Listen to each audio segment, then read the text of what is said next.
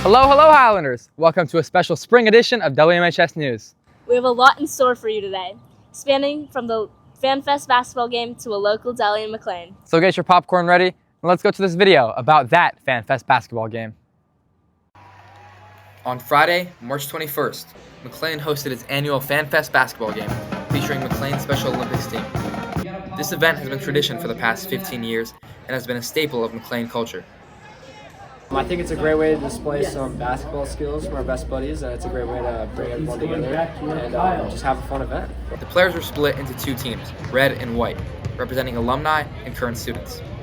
With the stands packed, the players ready, it was time for tip-off at the 16th annual FanFest. The alumni team started off hot with back-to-back layups by Abby Criswell. But the game remained close, with both teams consistently scoring, including some incredible shots, like a deep three-pointer from Red Team's Polino. At halftime, senior Zachariah Nije came out to perform his trademark dance moves in front of the packed gym crowd.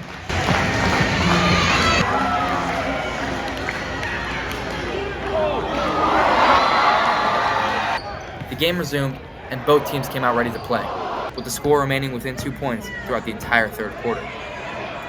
But White Team was able to jump out to a 6-point lead during the fourth quarter due to some timely baskets by fan favorite Caleb DeVore. This lead was short-lived, as Red quickly bounced back to tie the game up at 33-33. With just 20 seconds left in the game, Red was able to score a layup to take the lead by 2, leading 35-33. Down by 1 basket, White Team had 20 seconds to score, and with 2 clutch free throws, they were able to tie the game up at 35 apiece. The game ended in a dramatic 35-35 tie, with great shots and a hugely entertaining performance for the crowd. As a whole, I think it's phenomenal for our students to get, as a guy who played sports in high school, who coaches sports currently, I think some of the best memories I made and that I fostered in high school are through sports. And it's really awesome for, our group of kids to get a core memory like, a basketball game in front of a packed house. My favorite part was when we did the names and I ran. I felt great. I don't think it was a lot of fun and I loved it. I really wanted to win so I could be like, boom, I'm the champion. And then, so on Monday, I'm going to come to my class and I'm going to say, we are the champions, my friend. Slam dunking for WMHS News. This has been Arts and Safai, Justin Saddam, and Jis Sequeira. Wow, what a wonderful event. I can't wait for next year. Yeah, that event really rocks. You know what else rocks? The Rock. Let's see what Girls Leadership did with The Rock to celebrate Women's History Month.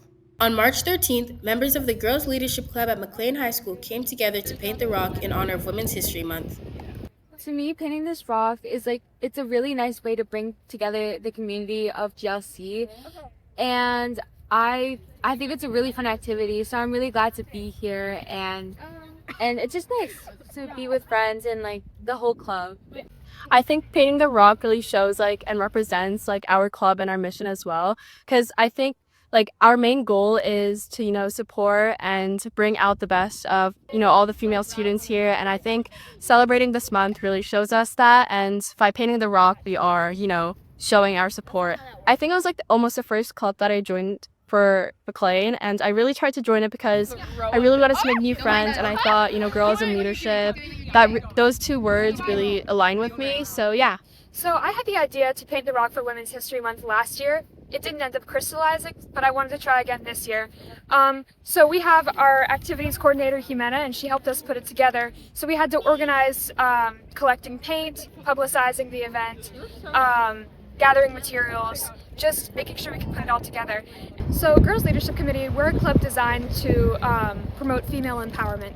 And it was actually established by Dr. Riley years and years ago. I joined when I was a freshman, and it was like the first club I'd heard of at McLean and the first one I joined. I've never actually gotten the chance to paint the rock before, but it is like a symbol of McLean, you know? Like, it's the way that us student groups are able to express ourselves and have it really publicly seen, especially for Women's History Month.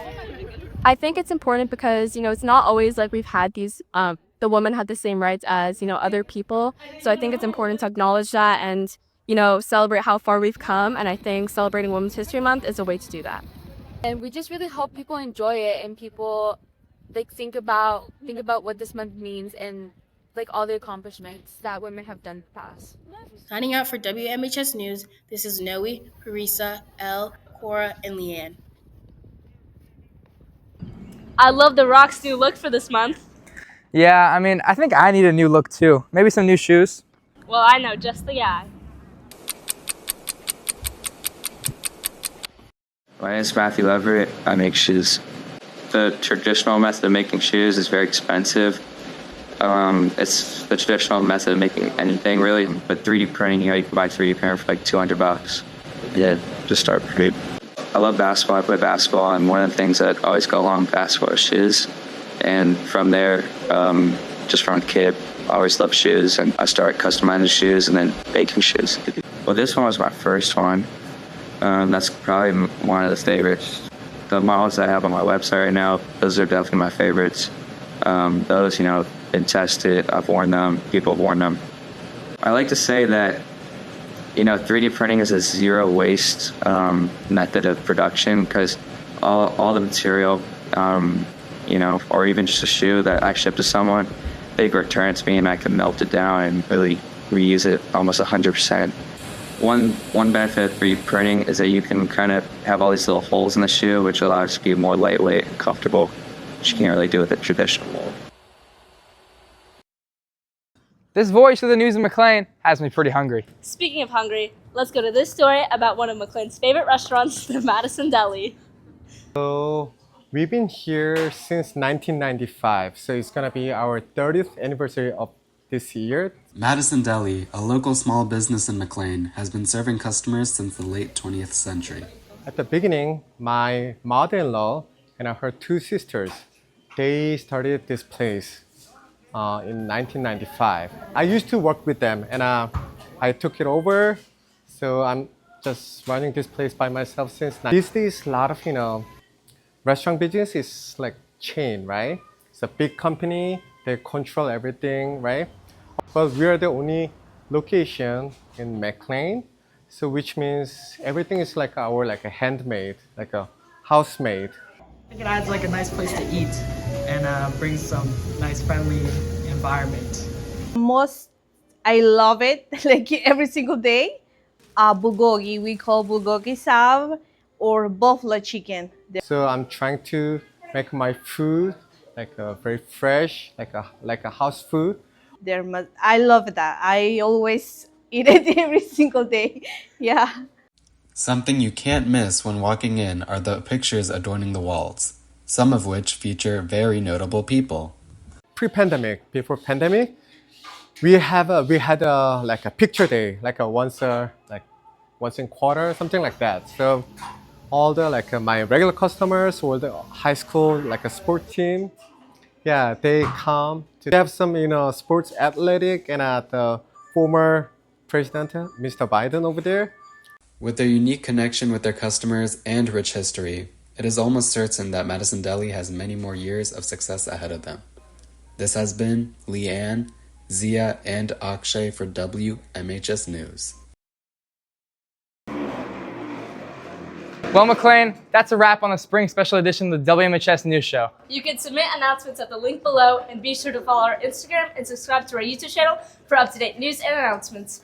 Catch you later, McLean.